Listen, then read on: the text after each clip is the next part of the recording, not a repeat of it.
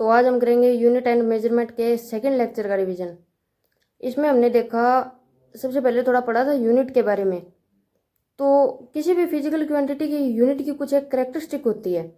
जैसे एक तो वो यूनिट है वो यूनिवर्सल होनी चाहिए, मतलब यूनिवर्सली एक्सेप्टेड होनी चाहिए, इनवेरिएबल होनी चाहिए, यानी कि फिक्स होनी चाहिए। ये नहीं है कि यहाँ कुछ हो रहा है वहाँ कुछ हो रहा है, या फिर आज कुछ हो रहा है कल कुछ हो रहा है। इनवेरिएबल होनी चाहिए, फिक्स होनी चाहिए, इजीली अवेलेबल होनी चाहिए, और मतलब अवेलेबल साइज की होनी चाहिए। जैसे मतलब ये नहीं है कि कोई किसी भी टाइप की यूनिट है। तो ये कुछ एक करेक्टरिस्टिक थी यूनिट की। और उसके बाद हमने देखा कि किसी भी फिजिकल क्वांटिटी को जब हम रिप्रेजेंट करते हैं तो उसमें दो चीज़ें होती है। एक तो होती है उसकी न्यूमेरिकल वैल्यू, दूसरी होती है उसकी यूनिट। तो न्यूमेरिकल वैल्यू को हम एन से डिनोट करते हैं और यूनिट को यू से। तो यानी कि एन और यू से बनी हुई होती है कोई भी फिजिकल क्वांटिटी, उसको रिप्रेजेंट करने का यह तरीका होता है। तो अब एन और यू का जो प्रोडक्ट होता है यानी एन यू, वो कांस्टेंट होता है। जैसे अगर एन यू कांस्टेंट है तो इससे ये रिलेशन निकलता है कि n inversely proportional to you.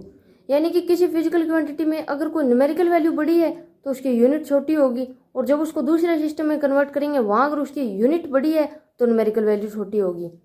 मतलब कि न्यूमेरिकल वैल्यू और यूनिट आपस में इनवर्सली प्रोपोर्शनल होते हैं। N u is equal to constant से ये रिलेशन निकला।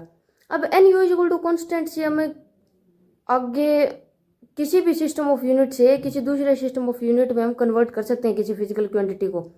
जैसे n1 u1 is equal to n2 u2। अब इसमें हमें ऐसा यूनिट में अगर दे रखी है कोई फिजिकल क्वांटिटी, तो अगर उसमें उसको सीजीएस में करना है तो n1 u1, इसमें n1 की जगह तो जो SI में दे रखी है वैल्यू उसकी न्यूमेरिकल वैल्यू पुट करेंगे, u1 में जो SI यूनिट वाली यूनिट है वो पुट करेंगे, और n2 अगर वैल्यू निकालनी है और u2 की जगह जो सीजीएस सिस्टम में पूछ रखी है, किसी भी सिस्टम में पूछ रखी है, तो उसमें वैल्यू पुट कर देंगे। यानी n1 u1 is equal to n2 u2 से हम किसी एक सिस्टम ऑफ यूनिट से किसी दूसरे सिस्टम ऑफ यूनिट में किसी फिजिकल क्वांटिटी को कन्वर्ट कर सकते हैं। और उसके बाद हमने देखा था, जैसे अगर किसी नए सिस्टम में वैल्यू पूछ रखी है हमें, मतलब दे रखा है कि लेंथ को हमें, मान लो नया सिस्टम ऑफ यूनिट है उसमें लेंथ को हमने 2 मीटर मानना है और सेकंड को 2 सेकंड, मतलब नया सिस्टम ऑफ यूनिट है उसमें सेकंड 2 सेकंड है। इस टाइप से कुछ क्वेश्चन पूछे जाते हैं। उनमें अगर वैल्यू पूछ रखी है तो हम ऐसा यूनिट में लिखेंगे, फिर उसको नए सिस्टम में कन्वर्ट करेंगे।